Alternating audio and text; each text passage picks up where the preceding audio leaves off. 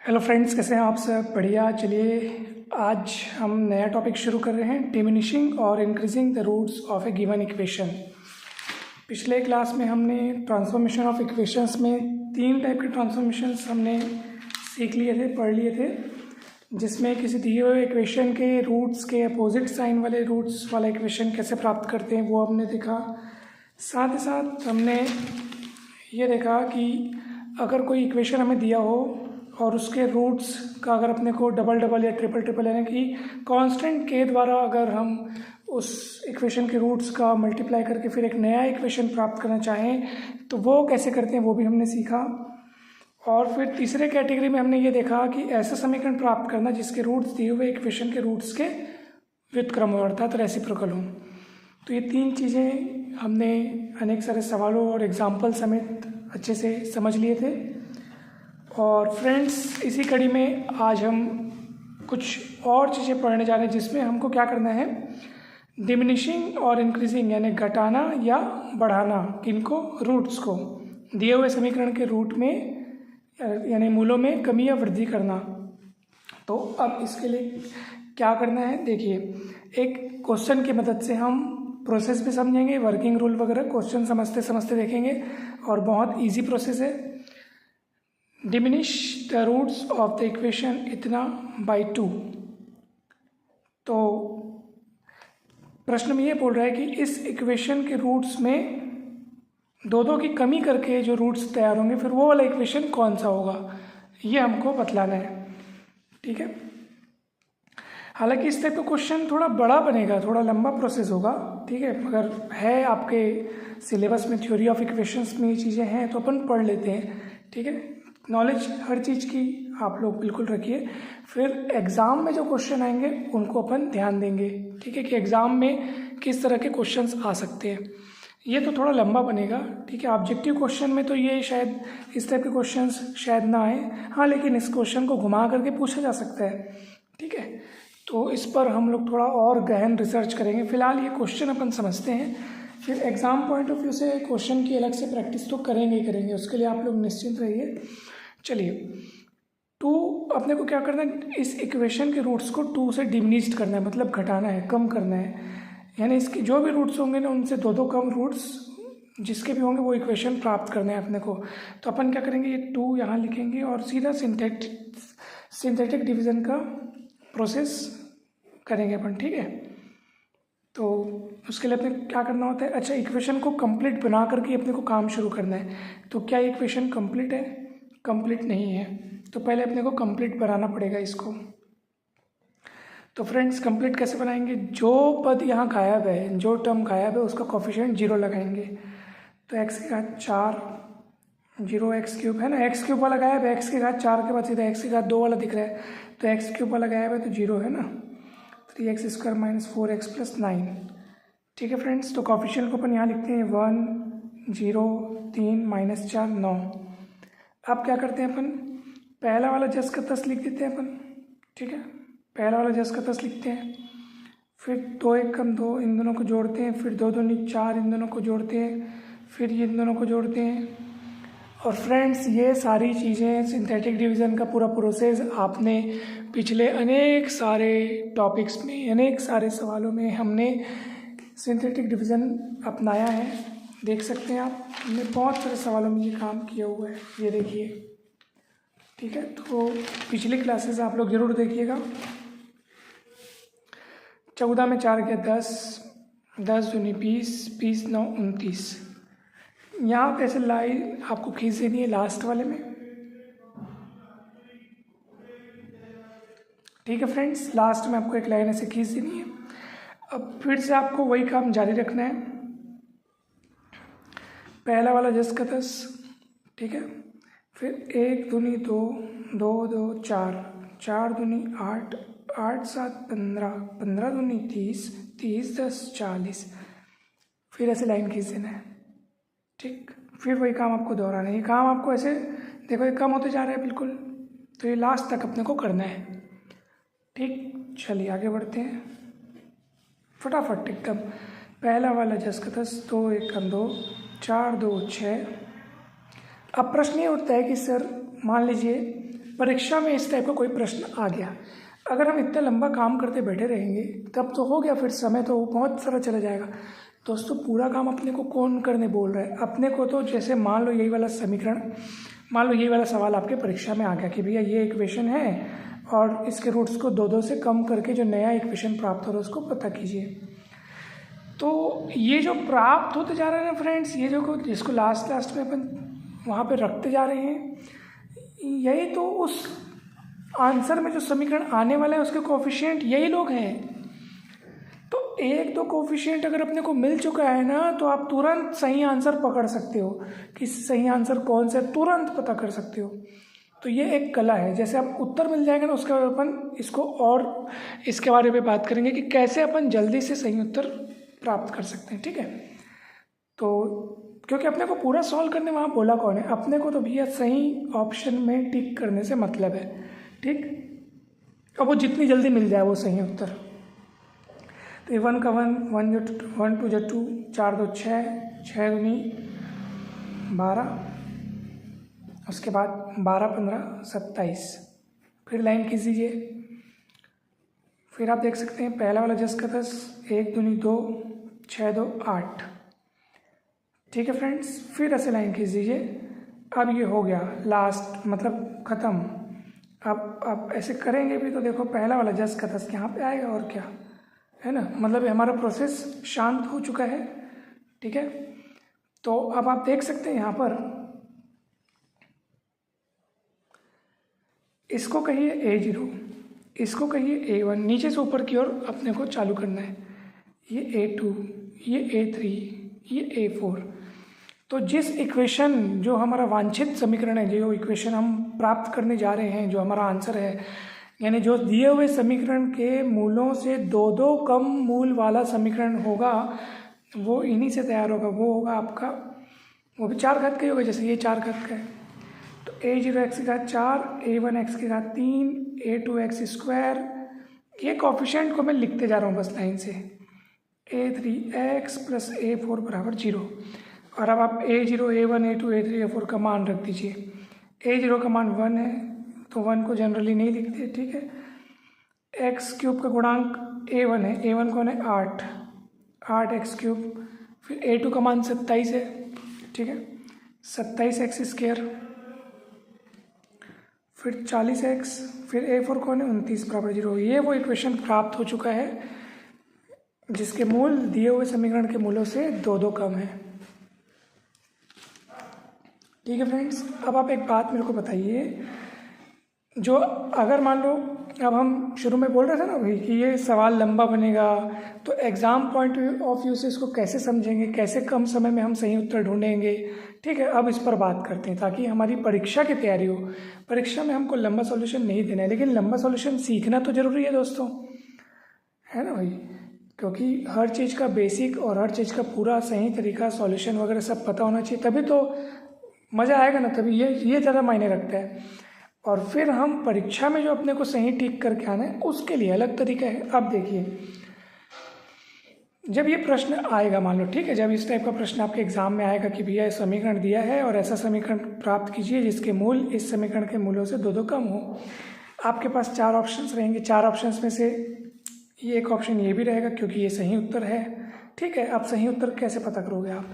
जब आप synthetic division का काम शुरू करोगे, जैसे पहले बार में अपने को 29 मिला, 40 मिला, तो ये जो मिल रहा है ना, ये देखो ये 29 40 लास्ट में है यहाँ पे, क्योंकि जब पूरे सारे चीज़ें मिल जाती हैं, सारे गुणांक मिल जाते हैं, तो नीचे से ऊपर के क्रम में अपन इसको अरेंज करके मान को रख देते हैं। तो जो 4 ऑप्शंस आपके पास होंगे, आप देख लेना भैया, 29 मिल रहा है अपने को, मतलब 29 कांस्टेंट टर्म के रूप में होगा, है ना। सबसे पहले जो मिल रहा है समझ जाओ वो कांस्टेंट टर्म है, फिर 1 घात, फिर 2 घात, फिर 3 घात, फिर 4 घात, ऐसे मिलता है। तो देख लेना 4 ऑप्शन में कहाँ कांस्टेंट में 29 लिखा है, तो जहाँ लिखा होगा समझ जाओ वही सही उत्तर है, फिर ये पूरा काम करने का ज़रूरत ही नहीं है। हो सकता है ऐसा ऑप्शन हो जिसमें आपके पास -29 लिखा हो कांस्टेंट टर्म में। अगर मान लो क्या बोलते हैं, जैसे -29 लिखा है तब तो वो गलत है भैया, क्योंकि अपने को तो चिन्ह समेत काम करना है। +29 मिला है तो समझ जाओ यही सही उत्तर है। अच्छा, अब जैसे मान लो 2 ऑप्शन ऐसे मिल गए जिसमें 29 दिया है, तो समझ जाना कि दोनों में से कोई एक सही हो सकता है। तो उसके लिए आप लोग थोड़ा और काम कर लेना, देख लेना फिर भी उस एक घात वाला पद कौन सा मिलता है, 40 मिल रहा है, देख लेना x के साथ 40 किस ऑप्शन में है, तो जो सही होगा उसमें तो होगा ही होगा। बस इस तरह से आप सही उत्तर चुन सकते हैं। तो फ्रेंड्स अब आपको समझ में आ गया कि diminished roots by the equation इतना बाई 2, तो 2 से कम करने हो तो अपने को क्या करना है, तो ये काम करना है। ठीक है, अब एक बहुत ही महत्वपूर्ण बात दोस्तों, देखो यहाँ पर डिमिनिश बोला है ना, diminish the roots of the equation by 2, तो हमने 2 से इसका सिंथेटिक डिवीजन का काम शुरू किया। ठीक है, अब जैसे मान लो बोला होता इंक्रीज द, डिमिनिश के बजाय अगर आपको increase the roots of the equation by 2 बोला होता, तो ध्यान से देखिए अब एक महत्वपूर्ण बात, 2 है ना, 2 से इंक्रीज करने को बोल रहा है ना, यानी कि 2 बढ़ाना है, 2 क्या करना है, बढ़ाना। अगर ऐसा बोला होता, अभी क्या है, अभी डिमिनिश बोला है, डिमिनिश मतलब 2 कम करना है, सभी रूट्स में से 2 कम करना है, तो 2 कम करना है, तो 2 से सिंथेटिक डिवीजन अपन कर दिए, है ना। अब 2 कम करने के बजाय यदि 2 बढ़ाना है बोला होता, तो 2 बढ़ाने का मतलब ये होता है -2 कम करना। कैसे, आप देखो x में यदि मैं -2 कम करूँगा, ध्यान से देखिए मैं क्या लिख रहा हूँ, x में यदि मैं -2 कम करूँगा, कम मतलब -2 को घटाऊँगा, x में से यदि मैं -2 को घटाऊँगा तो ऑटोमेटिक x में +2 हो जाएगा। आ रहा समझ में, x में से यदि मैं -2 घटाऊँगा तो इसका मतलब ये है कि मैं x में 2 जोड़ रहा हूँ। तो जब कभी जैसे मान लो यही क्वेश्चन अगर ऐसा होता increase the roots of the equation by 2, ठीक है, तो 2 मूलों में 2 की वृद्धि करने बोला हो तो समझ जाना आप -2 की कमी करनी है। किसकी कमी करनी है, -2 की कमी करनी है, तो ये सिंथेटिक डिवीजन -2 से आप करते। ठीक है, अभी अपने को 2 की कमी करने बोला है तो अपन 2 से सिंथेटिक डिवीजन किए हैं, है ना। और 2 बढ़ाने बोलता तो 2 बढ़ाने का अर्थ ये है कि -2 की कमी करना, और यहाँ पे फिर वो क्या हो जाता है, वो -2 से अपन उसको सिंथेटिक डिवीजन करते। ठीक है फ्रेंड्स, तो डिमिनिश्ड का जस्ट उल्टा अपने को इंक्रीज में लेना है। 2 डिमिनिश करने बोला है तो 2 से सिंथेटिक डिवीजन, 2 बढ़ाने बोला होता तो -2 से सिंथेटिक डिवीजन करते। यही सेम काम करना है -2 से, अगर वो इंक्रीज बोला होता तो, और वैसे ही इसके कोफिशिएंट तैयार होते, इक्वेशन तैयार हो जाता। ठीक है फ्रेंड्स, तो बहुत ही सरल चीज़ें हैं। और जितने से डिमिनिश, जैसे यहाँ पर 2 से डिमिनिश करने बोला है तो 2 से सिंथेटिक डिवीजन का काम शुरू किया मैंने। 3 डिमिनिश करता बोलता तो 3 से काम करता मैं, 4 बोलता तो 4 से करता मैं, और इंक्रीज बोला होता तो उसी संख्या का अपोजिट चिन्ह लेके मैं काम करता। जैसे बोला होता कि भैया इस इक्वेशन के रूट्स से 3 ज़्यादा रूट्स वाला इक्वेशन तैयार कीजिए, 3 ज़्यादा, तो 3 ज़्यादा बोलने का मतलब है -3 कम, तो मैं -3 से उसका सिंथेटिक डिवीजन वाला प्रोसेस करता।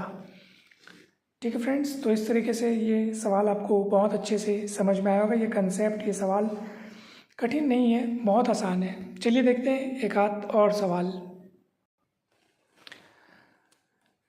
है, if alpha beta gamma are roots of the equation, ठीक है, इक्वेशन है आपके पास 8x³ -3x² + 6x - 1 = 0। Find an equation, ठीक है, find an equation whose roots are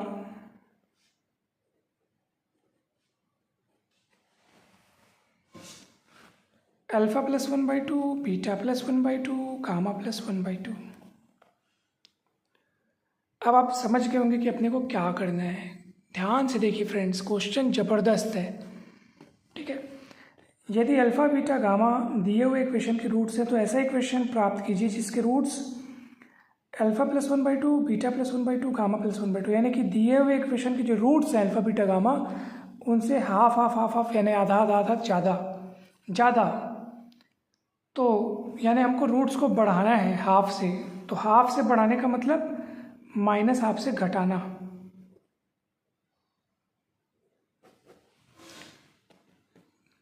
ठीक है फ्रेंड्स, हाँ देखो ना, प्लस हुआ है, मतलब अपने को ऐसा इक्वेशन प्राप्त करना है जिसके रूट्स दिए हुए इक्वेशन के रूट से 1/2 1/2 1/2 ज़्यादा हो।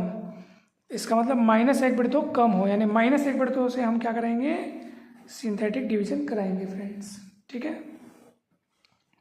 तो इसके कोफिशिएंट लिखूंगा मैं 8 -3 6 1। और चलिए अब सिंथेटिक डिवीजन के लिए हो जाइए तैयार। सबसे पहले 8 10 का 10 लिखाएगा, इसको इससे गुणा करना है, -4 ये जोड़ेंगे तो -7 हो जाएगा। फिर ये हो जाएगा 7/2, फिर इनको जोड़ेंगे तो 6 दूनी 12 7 19/2, और फिर इनको हम गुणा करेंगे तो ये हो जाएगा -19/4। फिर इनको जोड़ेंगे तो 1 -19/4 यानी 4 एकम 4, तो -15/4। ठीक है फ्रेंड्स, प्लस माइनस में आप थोड़ा मिस्टेक होगा तो आप संभाल लीजिएगा, कैलकुलेशन मिस्टेक हो जाए, प्रोसेस समझ में आना चाहिए, काम क्या हो रहा है वो समझ में आना चाहिए, तो वो आपको आसानी से समझ में आ रहा होगा। चलिए अब अपन आगे बढ़ते हैं, लास्ट वाले को छोड़ दीजिए। पहला वाला 10 का 10, फिर इसको गुणा करेंगे तो -4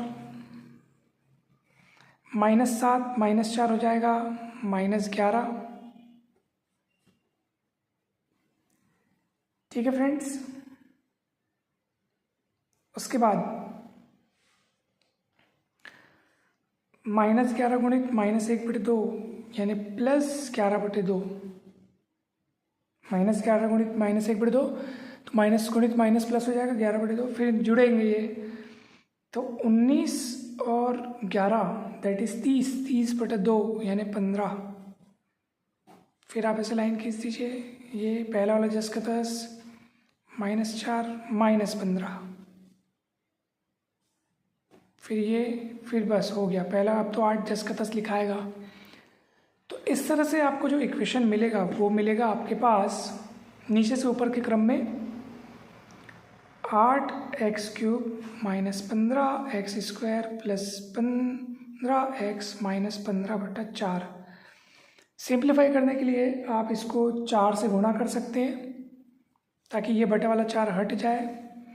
4 8 32x³ 60x 15 चौक 60 होता है। ये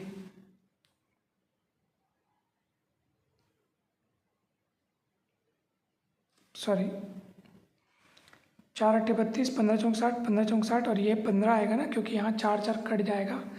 ये अभिष्ट समीकरण है। इस समीकरण के मूल उस समीकरण के मूलों से आधे आधे ज़्यादा होंगे, हाफ हाफ ज़्यादा होंगे। ठीक है फ्रेंड्स, तो ये आपका अभिष्ट उत्तर है। तो एक बार आप लोग और अच्छे से इसको समझ के देखिएगा, कैलकुलेशन सब सही होनी चाहिए। ओहो सॉरी फ्रेंड्स, ये मेरे से ही गलती हो गई शायद तक। ठीक है कोई बात नहीं, क्वेश्चन को अपन ऐसा बना लेते हैं। मैं धोखे से क्या यहाँ पे माइनस दिया था तो मैं यहाँ पे प्लस लिख दिया, तो क्वेश्चन लिखने में मिस्टेक हुआ है। कोई बात नहीं, अगर क्वेश्चन ऐसा रहता तो उस हिसाब से यही सॉल्यूशन होता, क्या प्रॉब्लम है कि नहीं। तो मेन है कंसेप्ट क्लियर होना चाहिए। ठीक है, और ये हड़बड़ी देखो, ये गलतियाँ परीक्षा में ना हो। ठीक है, कोफिशिएंट ध्यानपूर्वक आपको लिखना है। 8 -3 6 और ये -1 था, ये धोखे से मेरे से यहाँ पे +1 हो गया था। कोई दिक्कत नहीं है, कैलकुलेशन सब सही है कि नहीं है। 8 का 8 गुणा करेंगे -4 -7 गुणा करेंगे 7/2 6 दूनी 12 7 19/2 गुणा करेंगे तो -19/4। फिर इनको जोड़ेंगे 4 एकम 4 4 -19 दैट इज -15/4 है ना।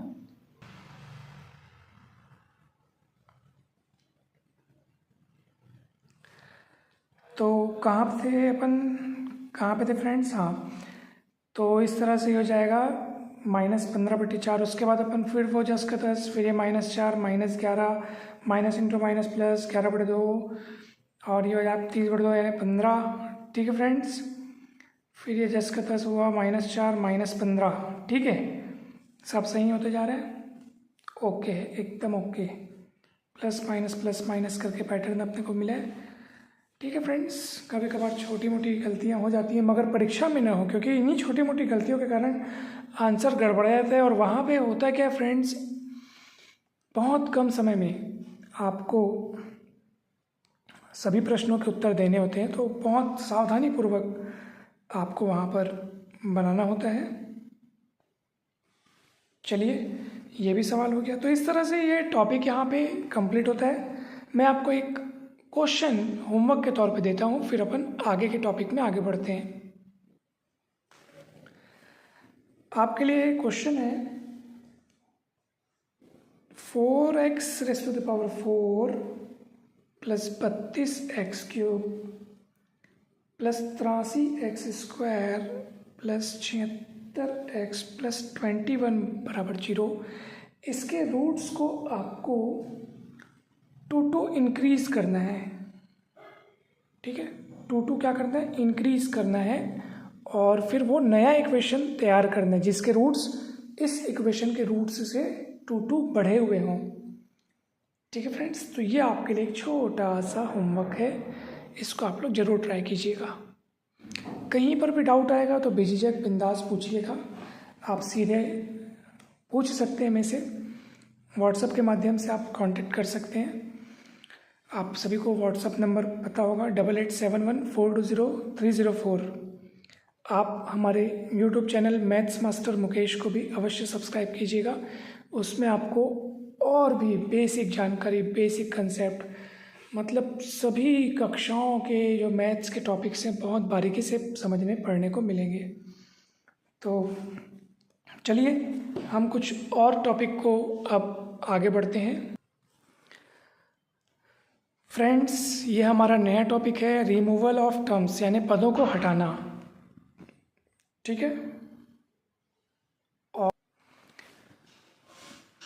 ये क्वेश्चन कंप्लीट होता है।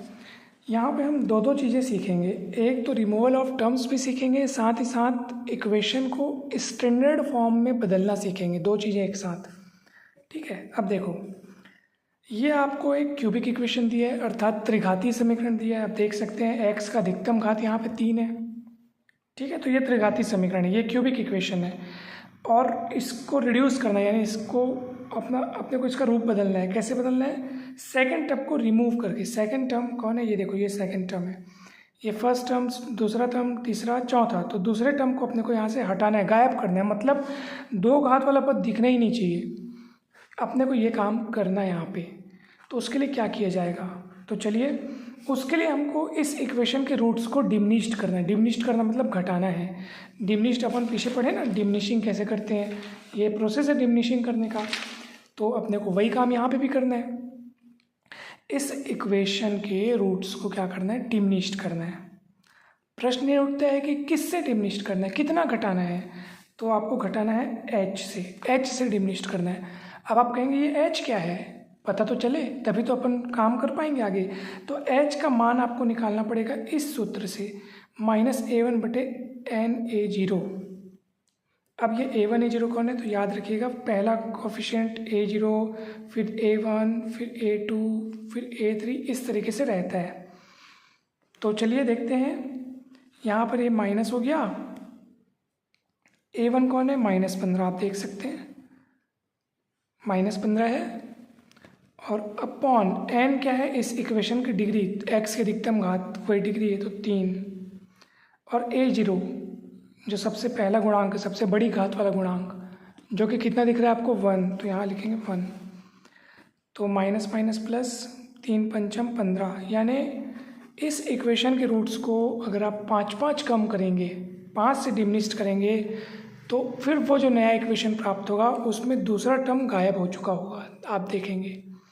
तो जब भी अपने को सेकंड टर्म रिमूव करने कहा जाए तो आपको पहले h का मान निकालना है इस सूत्र की मदद से, और फिर आपको सिंथेटिक डिवीजन का प्रोसेस शुरू कर देना है। चलिए, तो 5 को मैं यहाँ पे ऐसे लिखता हूँ। अब इसके कोफिशिएंट्स लिखूँगा मैं, 1, -15, -357, 5491। चलिए भैया, पहला वाला 10 का 10, 5 एकम 5, -10, -50, ये हो जाएगा आपका 400 - 407। फिर ये गुणा करेंगे तो 405 हो जाएगा 2035, टोटल 2035। अब इसको आपको घटाना है। 11 में 5 गया 6, फिर उधारी वापस, 9 में 4 गया 5, 4, 5 में 2 गया 3, 3456 वो भी प्लस में मिलेगा। इसको लास्ट वाले को अपन ऐसे कर देंगे, ठीक है। आपको समझ में आ रहा होगा बहुत अच्छे से। फिर वही काम, फर्स्ट वाला 10 का 10, 5 एकम 5, -5, -25, -25 7 32, ये थे। फिर 5 एकम 5, देखो दूसरा टर्म गायब हो रहा है, देखो कैसे बताऊँ, -5 + 5 0। अब भाई यही लोग तो टर्म्स बनते हैं, यही लोग तो गुणांक बनते हैं क्या, है ना। पिछले में आपने देखा ना, यही लोग गुणांक बनते हैं। आप देखो यही लोग जो हैं वो गुणांक बनते हैं, ये देखिए। और देख लो ये सेकंड टर्म बनने वाला रहता है, सेकंड टर्म का गुणांक रहता है, ये दूसरे पद का गुणांक रहता है। और वही शून्य हो गया बेचारा, क्योंकि वही अपने को करना था, सेकंड टर्म को ही अपने को रिमूव करना था। और फिर ये 1 जस का तस रहेगा। तो ये आपका A0, ये आपका A1, ये आपका A2, ये आपका A3। तो नया इक्वेशन जो बनेगा वो कैसा होगा, चलिए मैं नया इक्वेशन के लिए नया वेरिएबल इंट्रोड्यूस कराता हूँ। तो ये 1y3, फिर ये 0 हो गया, फिर सीधा y वाला आएगा। 0 हो गया मतलब ये सोचो ये y² का गुणांक है जो कि उड़ गया है। तो सीधे ये -432y लिखूँगा और मैं सीधा 3456 लिखूँगा। ये आपका कांस्टेंट टर्म रहेगा, ये एक घात वाले पद का गुणांक रहेगा, ये दो घात वाले पद का गुणांक जो कि 0 है, इसलिए आपको दो घात वाला पद दिख ही नहीं रहा है। और ये 3 घात वाला पद का गुणांक, तो देखो y³ का गुणांक 1, y² का गुणांक 2 घात वाले पद का गुणांक यानी y² का गुणांक 0 है, इसलिए y² का नामो निशान नहीं है। और y का गुणांक -432, y का गुणांक -432 वो आपको दिख रहा है। और कांस्टेंट टर्म 3456 आपको दिख रहा है। तो फ्रेंड्स देखा आपने कि यहाँ से हमने दूसरा टर्म हटा दिया है। दूसरा टर्म कैसे हटा दिया, इस कैसे पता चला, 3 घात के बाद सीधा 1 घात आपको दिख रहा है, फिर कांस्टेंट टर्म दिख रहा है, 2 घात वाला तो दिख ही नहीं रहा है, मतलब दूसरा टर्म हट चुका है। और यही प्रोसेस है दूसरा टर्म हटाने का, यानी कि आपको पहले h का मान निकालना है और यही सूत्र है सेकेंड टर्म रिमूव करने के लिए, यही सूत्र लगेगा, याद रखिएगा। ऐसा नहीं कि सवाल में यदि बोला जाए थर्ड टर्म रिमूव कीजिए, तीसरा पद हटाइए, तब भी आप यही वाला सूत्र लगा रहे हैं, ऐसा नहीं, ये वाला सूत्र नहीं लगाना है तीसरे पद के लिए। सेकेंड टर्म रिमूव करने बोलेगा सिर्फ तभी आपको h का मान इस सूत्र से निकालना है। मैं फिर से इस बात को दोहराना चाहता हूँ कि जब आपको समीकरण में सेकेंड टर्म रिमूव करने कहा जाएगा तभी आपको h का मान इस सूत्र से निकालना है, और जितना आएगा उसी के द्वारा आप ये आगे का काम करेंगे। यदि आपको इस इक्वेशन में थर्ड टर्म या फोर्थ टर्म ऐसा कुछ रिमूव करने कहा जा रहा है, तब आप ऐसी स्थिति में h का मान ऐसा नहीं लिखेंगे, ये वाला सूत्र नहीं लिखेंगे। तो नहीं लिखेंगे तो क्या लिखेंगे, उसका दूसरा तरीका है जिसको हम अगले सवालों में समझेंगे, है कि नहीं भाई। तो ये हुआ फ्रेंड्स दूसरा पद हटाने का काम, ठीक है। अब देखो एक और ख़ास बात, ये जो इक्वेशन आपको प्राप्त हुआ है वास्तव में ये स्टैंडर्ड फॉर्म का इक्वेशन है। किसका इक्वेशन, स्टैंडर्ड फॉर्म यानी मानक रूप। तो आप कहेंगे ये स्टैंडर्ड फॉर्म क्या होता है, तो ऐसा क्यूबिक इक्वेशन जिसमें 3 घात वाला पद हो, उसके बाद सीधा 1 घात वाला पद हो, उसके बाद कांस्टेंट टर्म हो। ध्यान से सुनिएगा भाई, क्यूबिक इक्वेशन तो ये भी है, क्यूबिक इक्वेशन तो ये भी है, मगर वो स्टैंडर्ड फॉर्म में नहीं है, उसी को आपने स्टैंडर्ड फॉर्म में कन्वर्ट कर दिया है। यानी कि यदि आपको प्रश्न में जैसा भी क्या कहा गया है, भैया इसका सेकंड टर्म रिमूव कीजिए, ऐसा बोला गया है कि नहीं। अगर मान लो इक्वेशन में हमको सवाल में ऐसा बोला होता कि भैया ये समीकरण है, इसको स्टैंडर्ड फॉर्म में कन्वर्ट कीजिए, तब भी आप यही काम करते हैं और यही रिजल्ट आपको लाना है। यानी आप समझ जाइए कि किसी क्यूबिक इक्वेशन को स्टैंडर्ड फॉर्म में कन्वर्ट करने का मतलब ये है कि अपने को वहाँ से 2 घात वाला पद रिमूव करना है, सेकंड घात वाला पद रिमूव करना है, क्योंकि स्टैंडर्ड फॉर्म किस तरीके का होता है, स्टैंडर्ड फॉर्म में 3 घात के बाद सीधा 1 घात फिर कांस्टेंट टर्म होता है। ठीक है, तो ये चीज़ आप लोग हमेशा याद रखिएगा कि स्टैंडर्ड फॉर्म में कोई क्यूबिक इक्वेशन कब कहलाता है। ठीक है, किसी क्यूबिक इक्वेशन का स्टैंडर्ड फॉर्म यानी मानक रूप कैसा होता है, तो ये आपको याद रखना है फ्रेंड्स। और साथ ही साथ आप दूसरा पद हटाना है वो भी सीख लिए कि कैसे हटाते हैं दूसरा पद। ठीक है फ्रेंड्स, तो मुझे उम्मीद है कि ये सवाल, ये सारी चीज़ें आपको बहुत अच्छे से समझ में आ रही होंगी। कहीं पर भी कोई भी डाउट रहा होगा तो ज़रूर पूछिएगा। चलिए फ्रेंड्स, एक और सवाल मैं आपको होमवर्क के रूप में देता हूँ, उसको आप लोग को बनाना है। ठीक है, एक इक्वेशन में यहाँ पे लिखने जा रहा हूँ 2x³ - 9x² + 13x - 6 = 0। इस इक्वेशन को इस तरीके से आपको ट्रांसफॉर्म करना है कि जिसमें दूसरा टर्म गायब हो, यानी सेकंड टर्म को आपको रिमूव करना है। सेकंड टर्म को रिमूव करने के पश्चात जो आपके पास इक्वेशन बदल करके आएगा, ठीक है फ्रेंड्स, सेकंड टर्म को रिमूव करने के पश्चात इस इक्वेशन का जो बदला हुआ रूप होगा उसको फिर आपको सॉल्व भी करना है, उसको आपको सॉल्व करना है फ्रेंड्स। एक और ख़ास बात, जब उसको आप सॉल्व, देखो एक मैं आपको गजब की चीज़ बता रहा हूँ। ठीक है, जैसे ये इक्वेशन है, अब इसमें सेकंड टर्म आप रिमूव करना चाहते हैं। ठीक, तो सेकंड टर्म रिमूव करने के लिए क्या उपाय बतलाए गए हैं ऊपर कि आपको h का मान निकालना है पहले। तो h का मान जितना भी आएगा उतने, अच्छा ये जो प्रोसेस ये किए हैं, ये प्रोसेस तो पिछले पेज में भी किए हैं। और इस प्रोसेस से क्या होता है, इस प्रोसेस से दिए हुए इक्वेशन के रूट्स उतने कम हो जाते हैं। जितने से आप ये सिंथेटिक डिवीजन का प्रोसेस करते हैं उतने रूट्स क्या हो जाते हैं, कम हो जाते हैं। तो यहाँ पे भी वही काम हो रहा है। ये जो काम हुआ है ना, यहाँ पे अपन भले सेकंड टर्म रिमूव किए हैं, ये सच है कि अपन सेकंड टर्म रिमूव किए हैं, उसके लिए h का मान ऐसे निकालना है अपने को, और जितना भी आएगा उससे ये सिंथेटिक डिवीजन का प्रोसेस अपनाना है। और इस तरह से ये सेकंड टर्म रिमूव हो चुका है, परंतु साथ में और क्या हुआ है, आपने ये जो काम किया, ये काम तो हम लोग रूट के डिमिनिश्ड होने के लिए करते हैं। यानी आपने जो ये इक्वेशन प्राप्त किया है, इस इक्वेशन के रूट्स दिए हुए इक्वेशन के रूट्स से 5 कम हो चुके हैं, क्योंकि काम तो आपने वही किया है, रूट डिमिनिश्ड होने वाला ही तो काम हुआ है। तो सेकंड टर्म रिमूव भी हो गया है और रूट 5 कम भी हो गए हैं। इस चीज़ को आपको याद रखना है। यानी कि अगर इस सवाल की मैं बात करूं तो इस सवाल में जो रूट है, मान लो इस सवाल का रूट y है, तो इस सवाल का जो रूट y है वो प्रश्न में दिए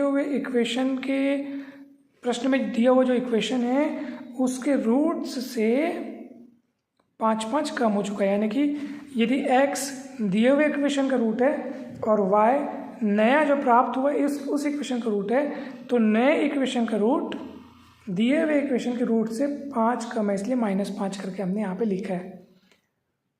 ठीक है फ्रेंड्स, अगर मान लो आपको कहा जाए कि भैया इस इक्वेशन को सॉल्व करना है, किसको, इसको सॉल्व करना है, तो इसको सॉल्व करना है मतलब x का मान निकालना है।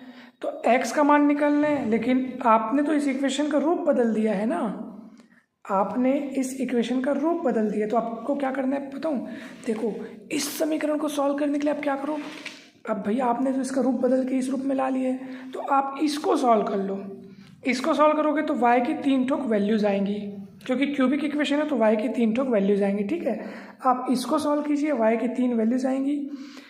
लेकिन बोलोगे आप सर आप इसको सॉल्व क्यों कर रहे हो, आपको जब इसको सॉल्व करने को कहा गया, दिया हुआ समीकरण तो ये है ना, और आप इसको क्यों सॉल्व कर रहे हो। तो देखिए दोस्तों, मैं इसको सॉल्व करूँगा, y की 3 वैल्यूज़ मिलेंगी मेरे को। अब मैं क्या करूँगा, यहाँ से फाइनली चूँकि मेरे को x की वैल्यू चाहिए, इसलिए x की वैल्यू निकालूंगा मैं y+5 करके। मैं एक बार फिर से आपको क्लियर कर दूँ, ये सब एक्स्ट्रा काम जो हो रहा है ये आपको तब करना है जब आपको इस इक्वेशन को सेकेंड टर्म रिमूव कीजिए, ये बोलने के साथ साथ अगर आपको ये भी बोलेगा जब कि भैया इसको सेकेंड टर्म रिमूव करने के साथ साथ इसको सॉल्व भी कर दीजिए, बात को समझना मेरी, ठीक है। आपको यदि क्या क्या काम बोला जाए कि भैया ये इक्वेशन है, इसके सेकेंड टर्म को रिमूव कीजिए और साथ ही साथ इस इक्वेशन को सॉल्व भी कर दीजिए, तो आप सेकेंड टर्म रिमूव करने के लिए ये सब काम हम करेंगे। एच का मान निकालेंगे, फिर जितना आएगा उससे आप सिंथेटिक डिवीज़न का काम करेंगे।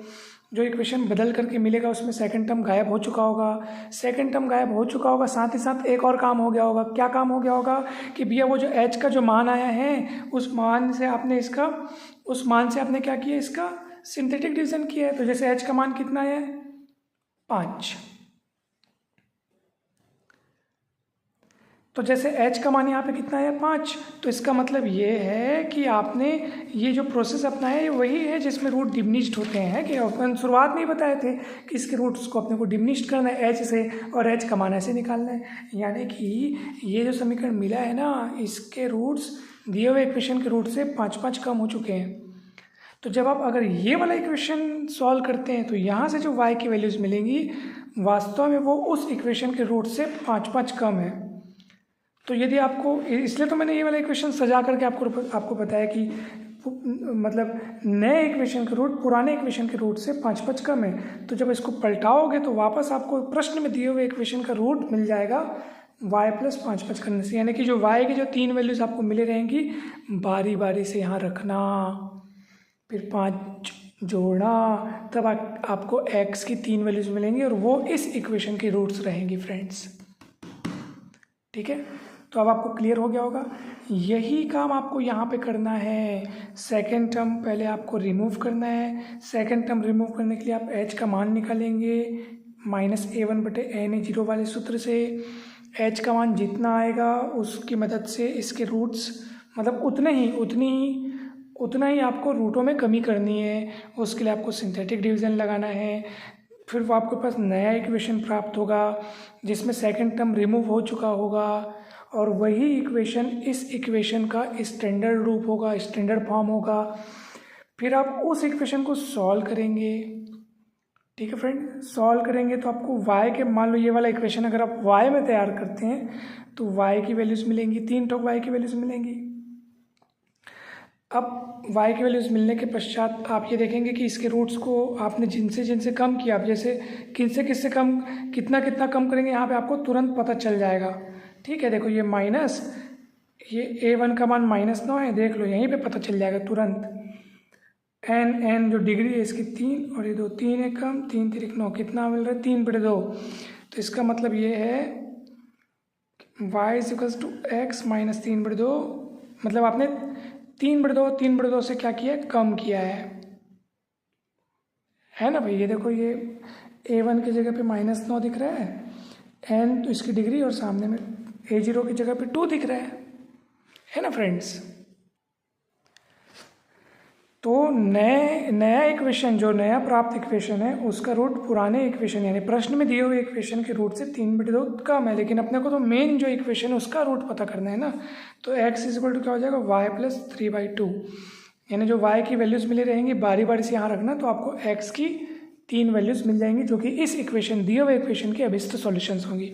ये काम आपको करना है फ्रेंड्स, ठीक है। तो ये पूरा आपका होमवर्क है। मुझे उम्मीद है कि ये सवाल आपको बहुत अच्छे से समझ में आए होंगे। कहीं पर भी कोई भी डाउट हो, दिक्कत हो, कुछ भी दुविधा हो, कुछ भी पूछना हो तो बेझिझक बिंदास ज़रूर आप लोग पूछ लीजिएगा। आप लोग की तैयारी बहुत अच्छे से हो, बहुत अच्छे से आप लोग पढ़ें, अनेक सारे क्वेश्चंस की प्रैक्टिस करें फ्रेंड्स।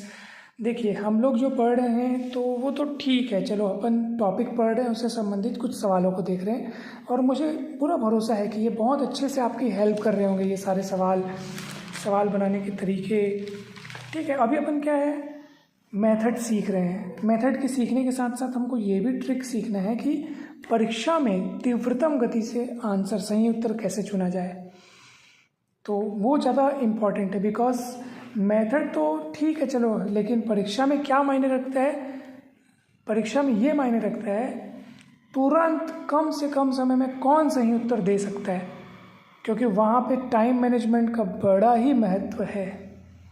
कम से कम समय में आपको सही से सही उत्तर वहाँ पे देना होगा। ठीक है, तो एक ये वाला क्वेश्चन और एक जो मैंने पिछले पेज में आपको एक क्वेश्चन दिया है, ये वाला क्वेश्चन, 2 क्वेश्चन आपके लिए होमवर्क है फ्रेंड्स। आप इन दोनों प्रश्नों को बहुत अच्छे से ट्राई कीजिएगा। कहीं पर भी कोई भी डाउट आएगा तो ज़रूर पूछिएगा। कल के क्लास में हम सीखेंगे, आज हमने सीखा सेकेंड टर्म रिमूव करना। सेकेंड टर्म रिमूव करना आज हमने सीखा। कल हम सीखेंगे थर्ड टर्म रिमूव करना, जिसके लिए एच का मान, जैसे एच का मान आज अपन इस सूत्र से निकालें, सेकेंड टर्म रिमूव करने बोलेगा तो एच का मान अपन इस सूत्र से निकालेंगे। यदि अपने को थर्ड टर्म रिमूव करने बोलेगा तो एच का मान एक अन्य सूत्र है जिसको मैं आपको कल के क्लास में समझाऊंगा। उस सूत्र से फिर अपन एच का मान निकालेंगे। फिर आगे का जो प्रोसेस है, यानी एच का मान निकलने के पश्चात फिर उसी से अपने को क्या करना है, उतना ही रूट में कमी लानी है, उतने ही डिमिनिश्ड करना है। यानी ये प्रोसेस तो वही रहेगा, बस एच के मान को निकालने के लिए जो है अलग सूत्र लगेगा। तो उसको अपन कल की क्लास में देखते हैं। ठीक है फ्रेंड्स, आज की इस कक्षा में इतने ही। आप सभी को बहुत बहुत धन्यवाद।